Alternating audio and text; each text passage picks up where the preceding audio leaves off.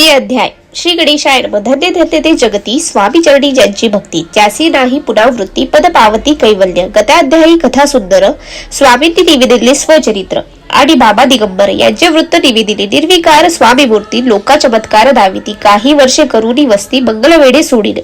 मोहन माझी वास्तव्य करिता आप्पा टोळ झाले भक्त, तेथेचे साकल्य वृत्त अल्पमती कै विवरणू। स्वामी चरित्रांचे हे सार म्हणून केला नाही विस्तार, वर्णिता कथा समग्र ग्रंथ पसरे उदधी सन। सगळे घेऊन स्वामीसी टोळ जाती अक्कलकोटासी, धर्म मार्ग वरुणी टोळासी मागे परतणे भाग पडे। टोळे अज्ञाविले सेवका, जोवरी आम्ही देऊ का तोवरी स्वामीसी सोडू नका। तेथीचे मुक्काम करावा, टोळ गेलिया परतून स्वामी चालले उठून। म्हणून वर्जिते सेवकांनी परीनाच मानिले त्या, तेथून निघाले अक्कलकोटा प्रति आले। ग्रामद्वारी बैसले यती राज स्वइच्छेने, तेथे एक अविद्य होता तो करी तयांची थट्टा। परी नाही काही चमत्कार पाहता महासिद्ध समजला, पूर्ण पुण्यस्तव निश्चिती आले चोळप्पांच्या गृहापती। स्वामीसी जाणून ईश्वर मूर्ती, चोळप्पा करी आदर चोळप्पाचे भाग्य उदेले। यधी राजगृहासी आले, जैसी कामधेनू आपण बाळे बरीद्रीच्या घरी जाय। पूर्व पुण्य होते गाठी म्हणून घडल्या या गोष्टी, स्वामी राज भेटी परम भाग्य तयाचे। धन्य धन्य तयांचे सदन, जे स्वामींचे वास्तव्य स्थान। सुरवरा जे दुर्लभ चरण त्यांच्या घरी लागले। योगाभ्यासी योग साधती, तडी तापडी मार्गी श्रमती। निराहार कितीक राहती, मौन धरिती किती एक। एका चरणी उभे राहून सदा विलोकती गगन, एक गिरी गव्हरी बैसून तपश्चर्या करताती।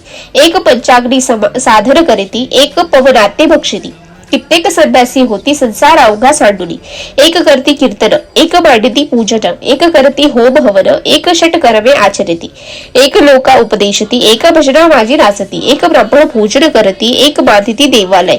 परित्याचे चरण दुर्लभ भक्ती सदभक्ती वाचून, केलियाची नाना साधन भावाविण व्यर्थ हो।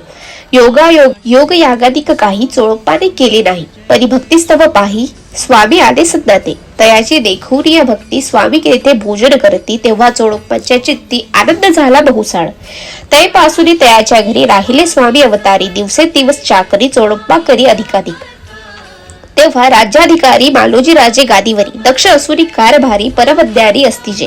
अक्कलकोटा प्रति प्रख्याती तेव्हा काही विशेष नव्हती, परी त्यांचे भाग्य निश्चिती स्वामी चरणी उदेली। तयपासून जगात या नगरात नाव गाजत, अप्रसिद्ध ते प्रख्यात किती एक जाहले। चोळप्पांच्या गृहाप्रती आले कोणा एक येती, लोक चमत्कार दाविती गावात वात पसरली। आपुली व्हावी प्रख्याती असे नाही तयाच्या चित्ती, म्हणून स्वामी राज येती बहुधा न जाती फिरावया। लोका माझी पसरली बात, नृपासी कळेला वृत्तांत। आपुल्या नगरात यती विख्यात पातले, राहती चोळप्पाच्या घरी दर्शना जाती नर नारी। असती केवळ अवतारी लीला तयांची विचित्र। वार्ता ऐकता ऐकुनी राव बोलीला काय वाणी, गावात येती येऊनी फार दिवस जाहले। परी आम्हा श्रुत पाही आजवरी जाहले नाही, आता जाऊनी लवलाही भेटू तया यतीवर्या। परी ते केवळ अंतरज्ञानी, ऐसी वार्ता ऐकली कानी, हे सत्य तरी येऊनी आत्ताच देती दर्शना। राव मुखातून वाणी निघाली, तोच यती मूर्ती पुढे ठेली। सकल सभा चकित झाली, मती गुंगली रायाची।